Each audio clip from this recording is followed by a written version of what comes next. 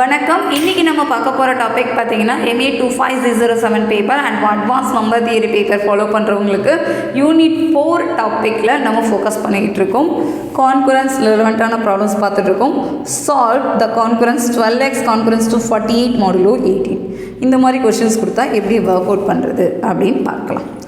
First given நமக்கு என்ன data கொடுத்துருக்காங்களோ அதை ஹைலைட் பண்ணிக்கோங்க. நம்ம ப்ரீவியஸ் வீடியோஸ்லலாம் பார்த்துருந்தோம். இது ஏ வேல்யூவாக எடுக்க சொன்னோம், இது பி வேல்யூவாக எடுக்க சொன்னோம், இது எம் வேல்யூவாக எடுக்க சொல்லியிருந்தோம். ஸோ ஏ பி எம் எடுத்துக்கிட்டிங்கன்னா 12,18க்கு ஜிசிடி வேல்யூ பார்த்திங்கன்னா 6. 12ஓட ஃபேக்டர்ஸ் என்னென்ன எழுதிக்கலாம்? 1 2 3 5 வராது 6.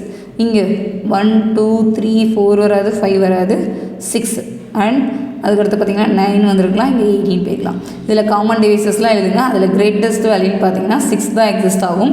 ஸோ ஜிசிடி வேல்யூவே 6 அண்ட் 6 டிவைட்ஸ் 48. பி வேல்யூவாக இருக்கா? டி 6 டிவைட்ஸ் 48 ஆனால் 48 ஈக்குவலன் டு என்ன எழுதிக்கலாம்? 6 into something yes possible exist ஆகிறதுனால it is solvable. It has 6 incongruent solutions. இது ஏன் எப்படி எழுதியிருக்கோம்னா இதற்கான தியரம் நம்ம ஏற்கனவே பார்த்தாச்சு. The linear congruence a x is congruence to b modulo எம்மா இருந்தால் இஸ் சால்வபிள். எப்போ டி டிவைட்ஸ் பி, டிங்கிற நம்பர் ஏகமா எம்மா இருக்கும். இஃப் டி டிவைட்ஸ் பிஆர் இருந்தால் then it has d incongruent solution அப்படி சொல்லி முடிக்கிறோம். ஸோ இன்கான்குரன்ட் சொல்யூஷனுக்கு செக் பண்ணலாம் அப்படின்னு சொல்கிறான்.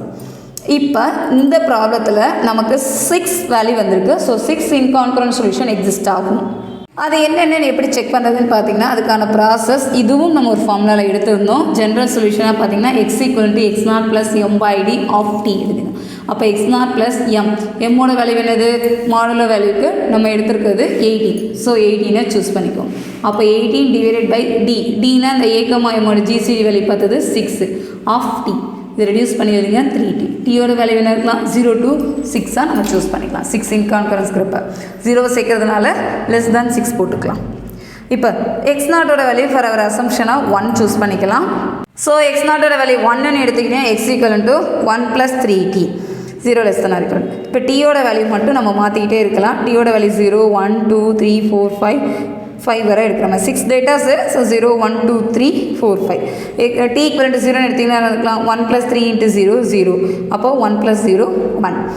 டி ஈக்குவல் டு 1ன்னு எடுத்திங்கன்னா 1 + 3னா 4. 2ன்னு எடுத்திங்கன்னா 7. 3 × 3 9. 9 + 1 10. 3 × 4 12. 12 + 1 13. 3 × 5 15 + 1 16.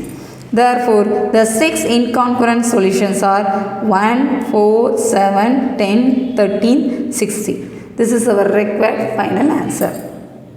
அவ்வளோதான். ரொம்ப சிம்பிளான கான்செப்ட் தான். இப்போ ஆக்சுவலி பார்த்தீங்கன்னா டேட்டா என்ன கொடுத்துருக்காங்க? 12x concurrence 214 modulo 18. இது முதல்ல சால்வபிள் தானா, இன்கான்குரன்ட் சொல்யூஷன் எக்ஸிஸ்ட் ஆகுமா அப்படிங்கிறத செக் பண்ணிவிட்டு அதுக்கான கண்டென்ட் என்னென்னு எடுத்து கரெக்டாக ஃபாலோ பண்ணால் நம்ம ஈஸியாக எழுதலாம். ஒரே ஒரு பேஜ் தான் நமக்கு ஆன்சர் வரும்.